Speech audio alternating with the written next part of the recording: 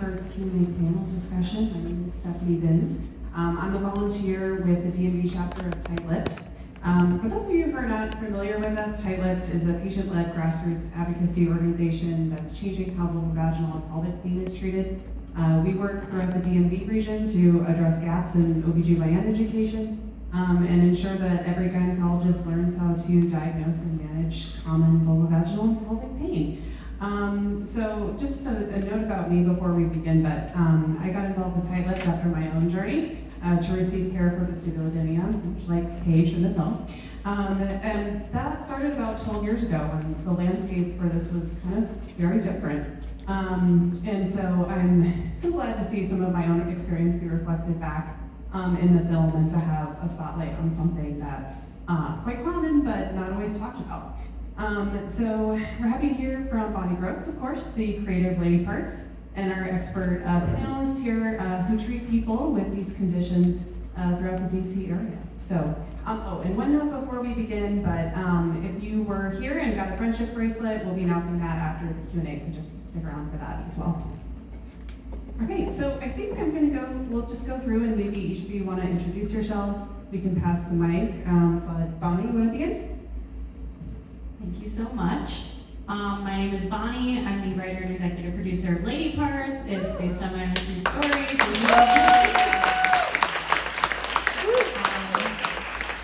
I have a day job as well that pays the bills. I'm the co-owner of a post-production company called Brainloom, where we help indie filmmakers and everyone in between. And I'm also part of the New York City Lipped chapter, so I'm really excited to come down here and work with the DMV chapter for this whole weekend. Hello everyone, my name is Jenna Perkins. I am a women's health and gender-related nurse practitioner and CEO and founder of Discover Health, and it is my honor to treat women all day, every day with vulvodynia, vestibulodynia, and similar vulvovaginal disorders. Thank you for having me. Hi, my name is Alexis Brooks. I'm the founder of Alexis Brooks Nutrition, which is a virtual private practice focusing on treating specifically endometriosis and pelvic pain. My background is as a dietitian, so I work a lot around nutrition and lifestyle and holistic practices. Hi, I'm Melanie Froemke. I'm an LCSW, so I'm a psychotherapist. Founded River Grove Therapy. We work across the lifespan and often work with women with vaginal pain, and also clinically have a lot of experience with sexual assault abuse, religious abuse, and endometriosis. I'm Stephanie Stahr. I'm a physical therapist with Athena Wellness and Physical Therapy here locally, and yeah, I treat a lot of women with pelvic floor dysfunction, but we really work with a lot of women across the lifespan with a variety of disorders and issues.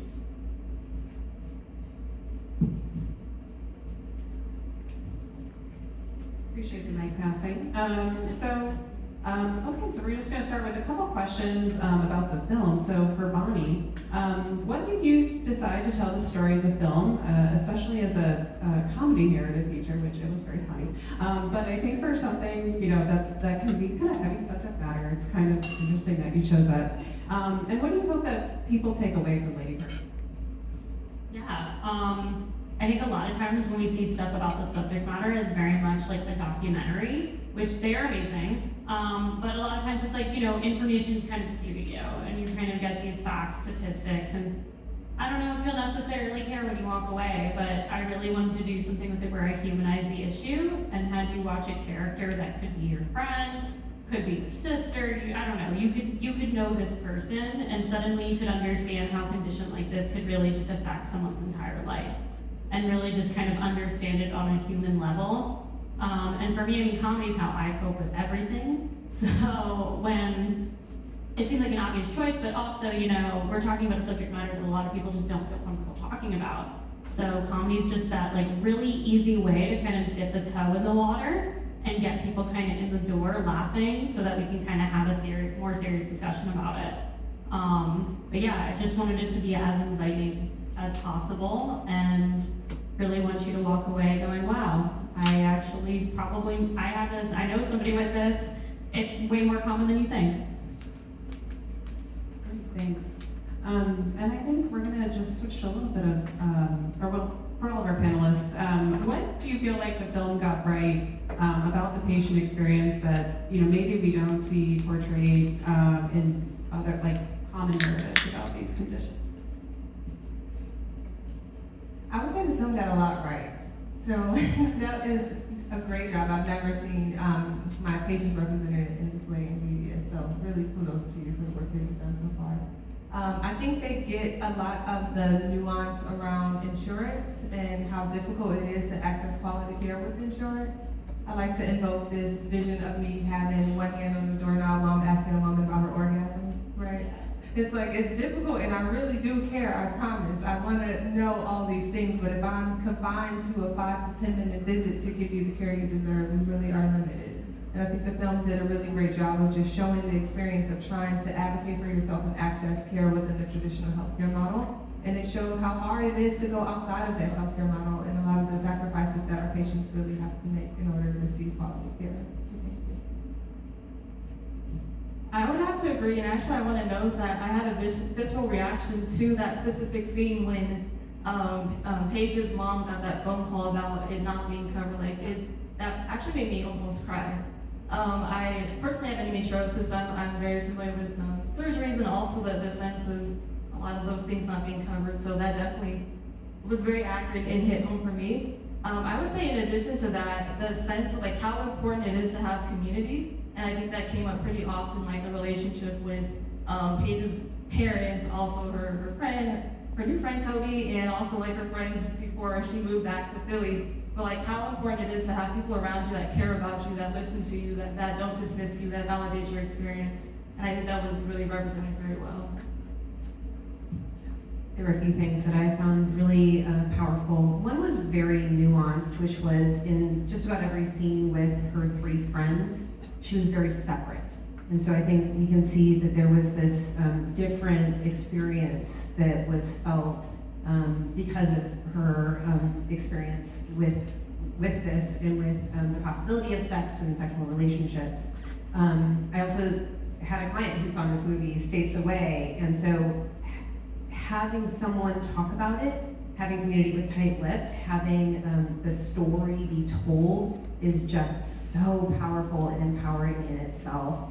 I think that that's just so helpful. I think the theme of the gaslighting that a lot of women face, a lot of patients face, and that they've been through multiple providers, multiple specialties, and they just get told that everything looks fine, it's all in your head. It's not often that someone just finds the right provider right off the bat to help them diagnose and get answers. So I think that's things that I've heard from patients.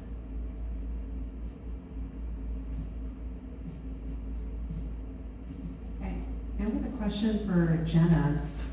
So how do you think clinicians can balance accessible language, talk about lady parts here, with accurate anatomical vocabulary without overwhelming patients?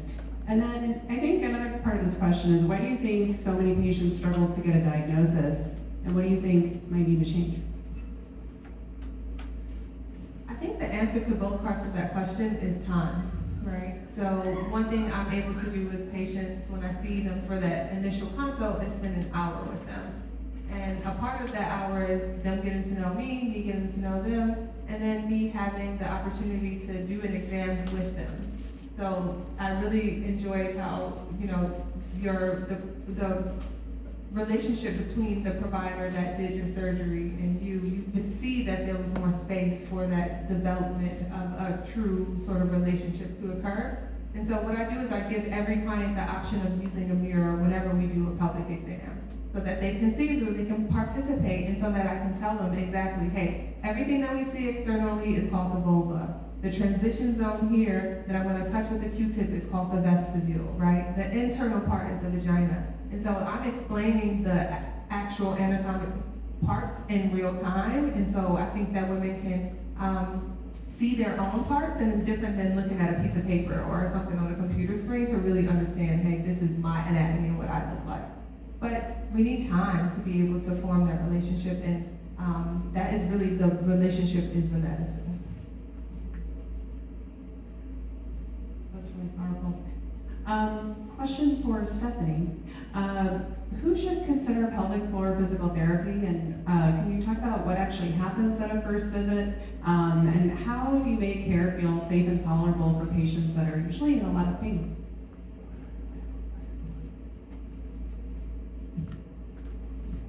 So first of all, everybody has a pelvis and a pelvic floor. So anyone that's experiencing any kind of pain in their pelvis, nagging hip pain, low back pain can also be, some people are surprised to learn that can be associated or due to pelvic floor dysfunction, force pain with intercourse, or being with pelvic exam, right? When you go for your annual exam, it's not normal.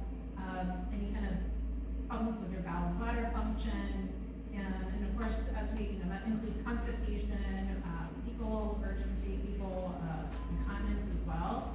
So we talk a lot about stool. I think it's all part of the pelvic floor and good function. But and then classically we think of pregnant postpartum individuals as well. So there's a lot that this will bring body responsible for. And then an initial exam. So I take a lot of time just speaking, getting to know you, knowing your history. So have that lay down the foundation for that relationship with the patient, and really take the time to learn when did the symptoms come on and what exactly is going on. Depending what we get through in that initial history taking, then I may move on to some sort of movement screening, because we know that dysfunction up in the lumbar spine, even down even up further, can impact what's going on at the pelvis. So we want to rule out any kind of really big areas that you might notice on a movement screen that could impact your symptoms too. And we may or may not do an internal exam. I always make sure that there's full consent, not just a head nod, you want to read people's body language as well, and let you know that you're in control. And so if an internal exam does not make you feel comfortable, or you're just not ready for that, there's plenty of other things you can do to assess what's contributing to your issues externally, and through other exercises and such. So kind of just go with what you're comfortable with, and ongoing consent is really important too, because sometimes it's annoying to some folks, but I think if you've been on the opposite end where you might have some medical trauma or so, that I think it's better to just have that ongoing consent, and that you truly are in control of what goes on. It's not just I can make my clinical recommendations of right now it'd be great to do this to confirm what we're finding, do an internal exam, but if you're not ready, you come in another day and you're just not today, okay. So that's kind of my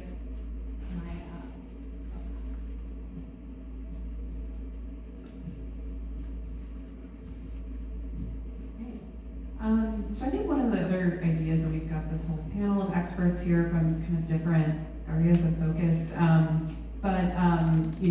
that idea of care extending beyond just one provider, I think, is so important, and certainly there's a team approach that I think can be really helpful with treating this, at least from my own personal experience too. So let's talk a little bit about bigger picture hormones and maybe some whole body health stuff. So for Alexis, what would you say are the biggest misconceptions that you see around hormones, periods, fertility, and how can nutrition and lifestyle realistically support pelvic and sexual health?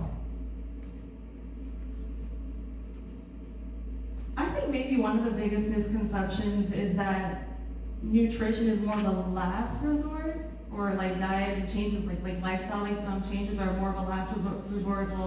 We'll maybe focus on other areas first, and if those things don't work, then we're maybe I'll just change my diet.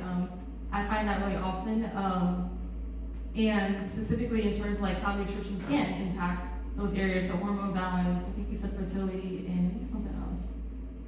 But thinking about it this way is that your body is actually, the building blocks of your body are made from food, when you really break it down, the raw material of amino acids, what protein breaks down, our body, our tissues, our cells are actually made of what we eat. And when we think about chronic conditions like chronic pelvic pain conditions or any kind of painful condition, that's a sign of inflammation. and what we eat can actually signal inflammation or it can signal an anti-inflammatory response. So there's definitely a really important aspect. We think about nutrition and lifestyle too. I think everyone on the panel, I'm sure, talks about sleep and stress management too. Those things are all really connected. So yeah, I think it should be thought of earlier on or among the other modalities and at the same time. Thanks. And a question for Melanie. So how do trauma, anxiety, and chronic pain intersect in some cases of these kinds of conditions? And what do you think helps patients feel more in control of their bodies again? It's a great question. It's really layered. So we had a wonderful pelvic floor PT at our panel on Friday in DC, and I really enjoyed her connection to say, even from the physiological perspective, it is mind and it is body. So it is psychosomatic, which means that it is in the mind, and it is not conscious, and it is in the body. So it is a deep mind-body connection. So working through the mind to attend to the body is essential. And so we can do that in a lot of different ways. If we're talking about trauma, whether that's sexual trauma, religious trauma, medical trauma, all of this is and can be. Obviously, as a therapist, I'm a big advocate for healing in relationship, but also there are a lot of psychosomatic ways that we can attend to in therapy. So in therapy, and also addressing the trauma aspect, and that can be handled in a lot of different ways. So one is the validation, the understanding, healing in relationship, understanding and getting comfortable with our own bodies. There are wonderful therapists who can help with that as well. And I think whether it's EMDR, whether it's IFS, whether it's, there are a lot of different modalities that can help. But healing in relationship can help us get comfortable in our own bodies. I didn't bring it up here, but there was a wonderful book that Lotus Blooms actually had talking about. It came from the author wrote it from a childhood sexual trauma perspective, but all of what she said, regardless of the origin, was really right. Really talking about the ways to heal, healing in relationship. I loved the wonderful example in Bonnie's movie of her journaling and getting the word out there in community. We heal in community. So all of this can be helpful. As a yoga instructor, came into this field through the mind-body connection and trauma-sensitive yoga. So I really think getting to know our own bodies and listening to our bodies in that way is really essential. Getting curious, letting go of the judgment, and then trusting oneself, and doing that with the validation and feeling really heard can happen in therapy and in safe relationships as well.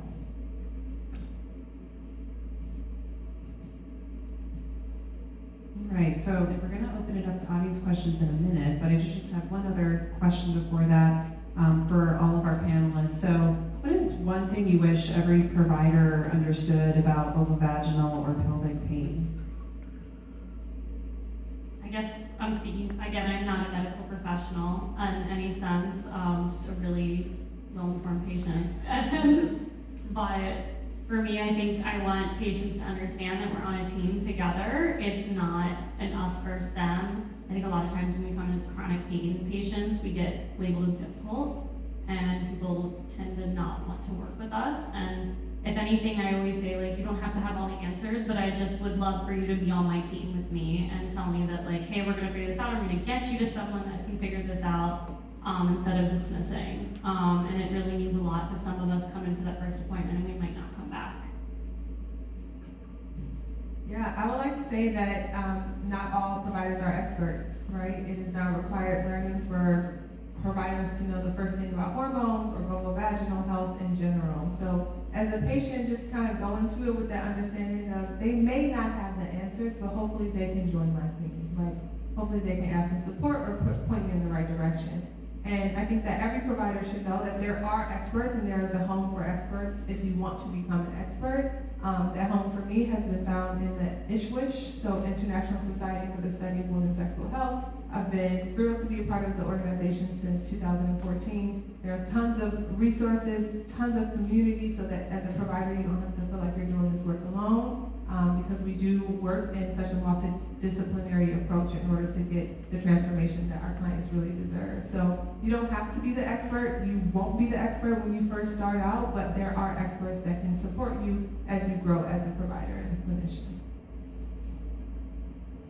I would like more providers to know that even though the pain may be experienced in the pelvis, the lower part of the body, it's not just a reproductive issue or just a pelvic issue, that it's actually a full body disease, it's systemic, and that our bodies are interconnected. So just as you mentioned, Bonnie, that like how important is like we think about the integration of people that are part of our team, but also it's important that we're looking at our bodies as it's integrated too. So one part of the body impacts the other part of the body. So it's not just isolated just to the part of the body that you're experiencing that symptom.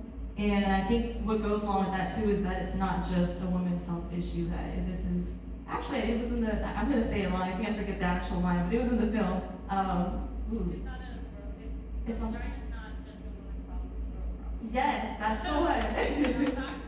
Yes. So yeah, I believe that.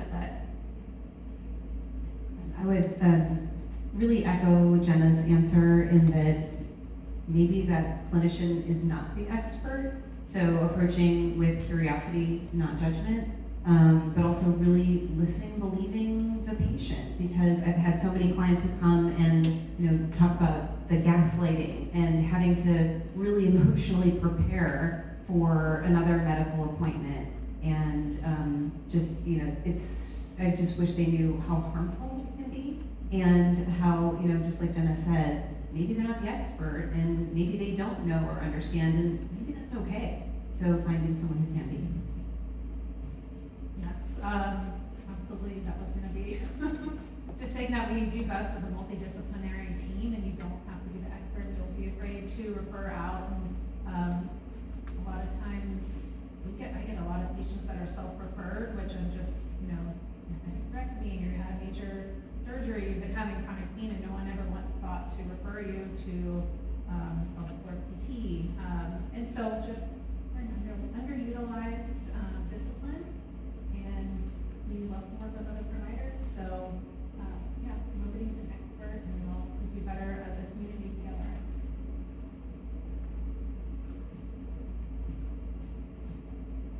Right. Well, I think we can take some questions from the audience, if anyone has any. Is there a mic, or should I just project? Yeah, good shot. So one thing that really kind of stood out to me was, I guess the way that she had to rush into the surgery so fast, and of course that was like a big part of the plot. But I'm curious if it would have been feasible to try and like get a second or third opinion, since even that doctor and the surgery wasn't even covered by insurance at all. And I know it's a brave thing to do and also a personal choice, and so people have different timelines. But I was a little surprised that she didn't want to think about it more carefully, precisely because of how scary and life-altering the procedure was, right? I want to say in real life, that's not how it truly went down. Oh. No, you're fine, because I like to say this because, like, a lot of times, especially with a narrative feature versus documentary, I'm like, we had to use, like, movie magic to get it into 100 minutes. And, in real life, when I met, so Andrew Goldstein, he's the real Dr. Silverstein, it's a fun nod. But when I saw him, we went through 2 years of trying to roll out.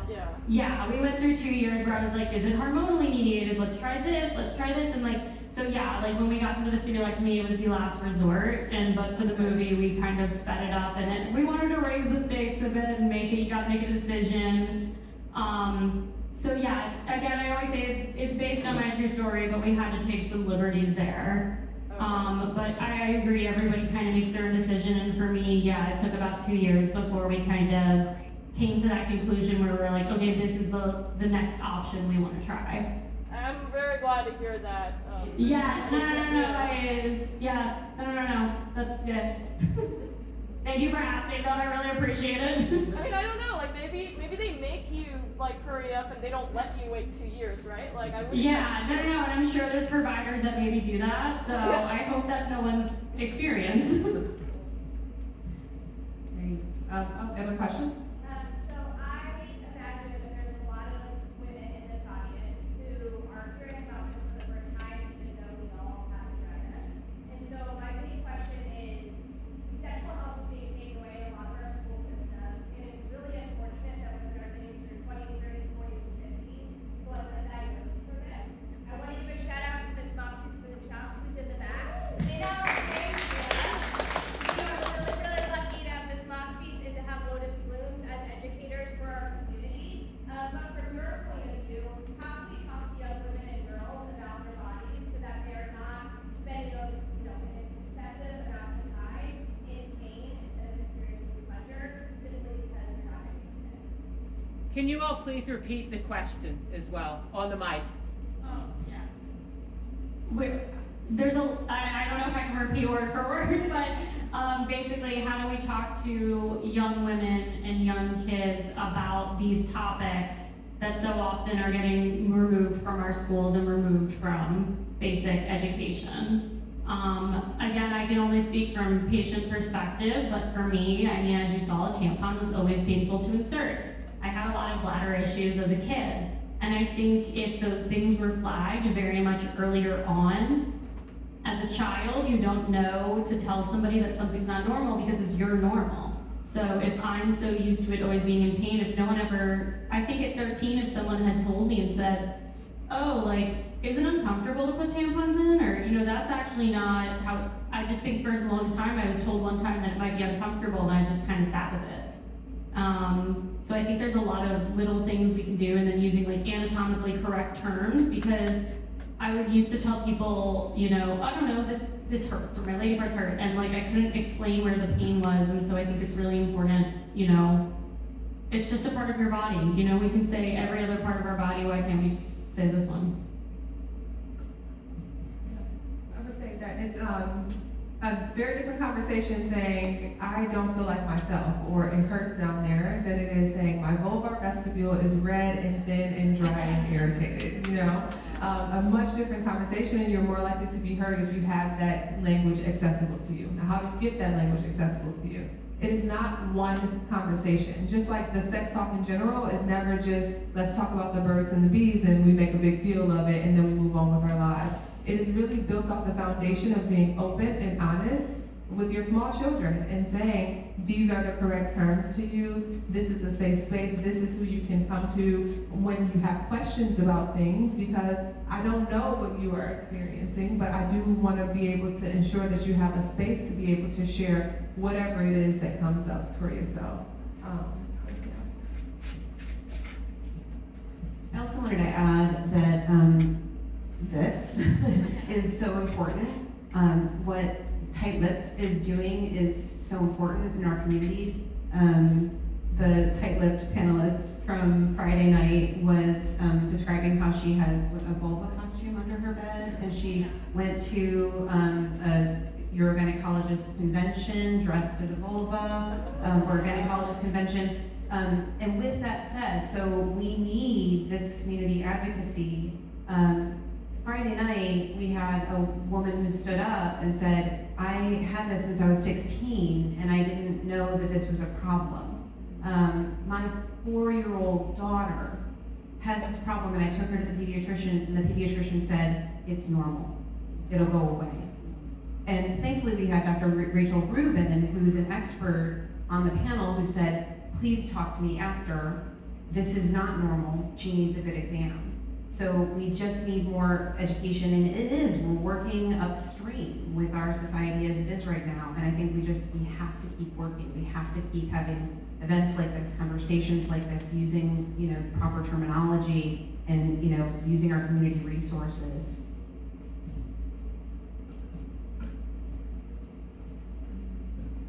Another question? I have a kind of similar question, but maybe for an older patient audience. So I actually work for the American Urogynecologic Society, and we have a challenge with trying to reach out to older patients because we just have to figure out where they are. So I was curious how you do patient outreach just to let people know that like pelvic health exists and how to work on it. It's very much a groundwork effort right now. You know, have a friend tell a friend. But having conversations like this, I've really committed to the last 2 years being my time for speaking, being on stages, because of my experience in urogynecology. I know that most providers don't have that exposure to these very intimate concerns. So I just take it very seriously whenever I'm invited to be on stage like this. So thank you all for that.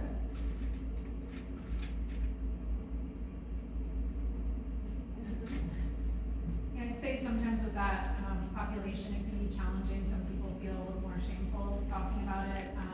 So we've had success, just social media, and I think, yeah, word of mouth. Not everybody wants to talk about their prolapse surgery or that they had, but sometimes they do. And I think there's, what I've had expressed to me is that they're surprised. They're like, oh, you make it feel like it's so easy to talk about, it's just another body part. I'm like, because it is. And we just need to progress and just reinforce that it's not shameful, or you don't have to suffer in silence, right? And really, it really impacts someone's quality of life without your just general public health, bowel, bladder function work. It really impacts that. So yeah, it's just Let's give another shout out to Ms. Moxie's Noon Shop for some of the community events. I know personally I've attended or been a part of the menopausal or perimenopausal speed dating events, having experts around, having showings of the M factor. So talking about menopause specifically, but having the experts there to have the conversation. So again, grassroots organizations like this are having a conversation. So just keeping it going. I'd also just like to add that we, as a provider, I hear women talk about these things, but not necessarily identify that they are pelvic health issues or that they are hormonal issues, right? So maybe your grandmother isn't talking about her bladder, but you do see her do a potty dance every time she has to go, right? Maybe she's not talking about her incontinence, but she is talking about how she has to wake up multiple times in the night to use the bathroom, you know? Maybe she's not calling it vulvovaginal atrophy and overactive bladder, but you know that she fell and broke her hip rushing to the bathroom because she had a urinary tract infection. So the conversations are happening, but we just don't necessarily identify that they are pelvic health as a root cause or hormone, because we are one integrated system. And so when we are thinking of hot flashes as only menopause, right, then we are missing that the story is really being told. We're just not listening. Anyone else have a question? Yeah, I have a question around like menstrual leave in our country. If anyone on the panel can speak to that. I know that the film was not about menstruation specifically, but we were made aware post-op that Paige was nervous about her 2 cycles in those 6 weeks. And so while the film wasn't solely about menstruation, menstruation is a part of this broader topic. And for people that suffer pelvic pain, do you all have anything to share about what you all might know about menstrual leave legislation in our country? We do see it coming up elsewhere in the world a little bit here and there, but we're behind the curve on that one. And I personally haven't looked into it too deeply, but you all seem like the perfect people to ask. So that's my question. I could just kind of speak to an experience.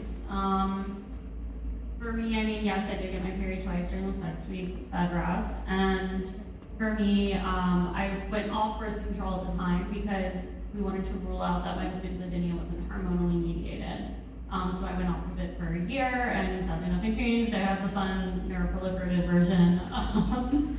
But all that to say, my periods were always terrible. I would feel like someone was digging a knife into me. And again, for the longest time, it was another thing where we're told like period pain is just normal. And I was told that the heavy bleeding was just normal. And, you know, it isn't until this year, 2026, that I finally saw an endo specialist for the first time. And finally even started talking about that. And I think there's a huge gap there as well. Because when I used to get my period, right now I don't with my IV, but when I used to get it, it would feel like basically I used to have to take muscle relaxers in order to get through the day, just to get through a shift. And I can't imagine, you know, even being back in that place doing what I'm doing now. So definitely something has to give, because there's no way someone can feel like they have a level 10 pain, and somehow this email is somehow so much more important. There's got to be something. I think it would behoove corporations to start to incorporate these things into their packages and benefits, but I don't see it happening anytime soon. Look, like at a big scale, large scale, we can barely even advocate for postpartum, you know, parental leave. So I think there's a big fight to be had, and I'm not familiar with any legislation coming up, but I know that women are taking it into their own hands, and so when you can create a life that you deserve, a part of that is saying, hey, I have downtime this week of the month, and I'm gonna focus on things that maybe don't need me to be so focused, right? Or I can really take this time to care for myself in a way that I deserve during this special time. Yeah, I would say I'm not super familiar with the legislation specific to that in this country, but I have heard about like countries like Spain, I think a few other countries who do have something like that, so I agree we're really behind on the curve. And my personal experience too, maybe similar to yours, Bonnie, but having endometriosis, and I remember after having my surgery, I had an IUD, and I was like, I want to take this out, I want to just like see what my baseline is. And I had horrific periods, they were so heavy, I was basically hemorrhaging, like I had a cup, the largest cup, menstrual cup. I also had a super pad and period underwear, and I was still barely making it. And at the time, I was like teaching like 2-hour classes. I couldn't like not go to the bathroom for 2 hours. It was horrific. So we absolutely need something like that for those of us who are experiencing the pain, the heavy bleeding, all the other symptoms that go around being on the periods. Just, you know, first and foremost, make sure that someone who is experiencing that significant pain has had a thorough medical, just to make sure that they're not missing something like adenomyosis or endometriosis. You know, another plug for pelvic floor fatigue. I've had some good success doing some dry healing with E-stem and training that for pelvic floor, and we do it on the abdomen as well. And that can help with just like pelvic neuromodulation, just reducing some of the inflammation, the cramping, and make it a little less intense. And then like a take-home thing could be using TENS unit at home, where you place electrodes over similar, like where I would place the needles and kind of have that as like a home program, and that can just help you get through the day, get through some of the cramping. So there's some things you can do, and then having a good kind of exercise program of you know, movement that works well for you to release some of the tension that keeps you moving. So you know, like the tighter we get, it's gonna just make everything worse. Yeah, just so you can have something to just take the edge off of the burn.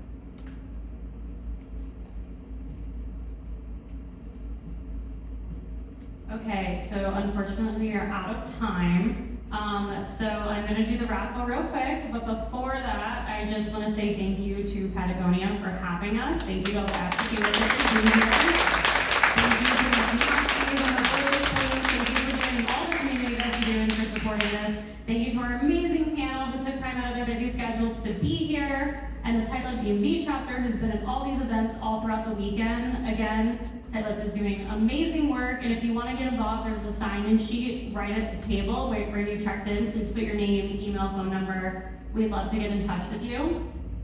And okay, we're ready for the first prize. So who has the Read My Lips bracelet? Yay! Congratulations!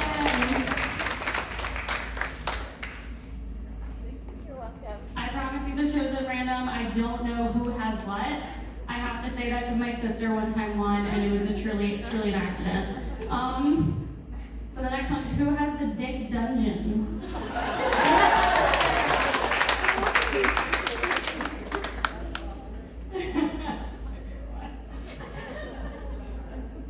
Okay, we have one more.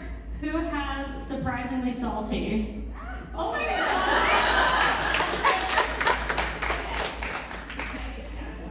Yes.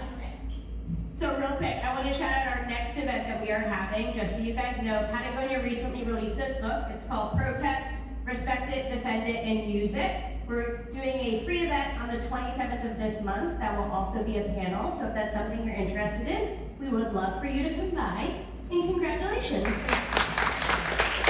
the last thing I'll do with the annoying plug, of course, go follow us on Instagram. We are at ladyparts_film. We're also streaming on Amazon Prime, YouTube Movies, and Google Play. So please go tell all your friends to watch it. And if you could leave us a review, we're on IMDb, we're on Letterboxd, we're on Rotten Tomatoes. I don't care. Leave us a review. It really does help us, and especially for a micro-budget indie film like this, it really truly means the world to us. And thank you for coming out here. We really appreciate all of you. Thank you so much.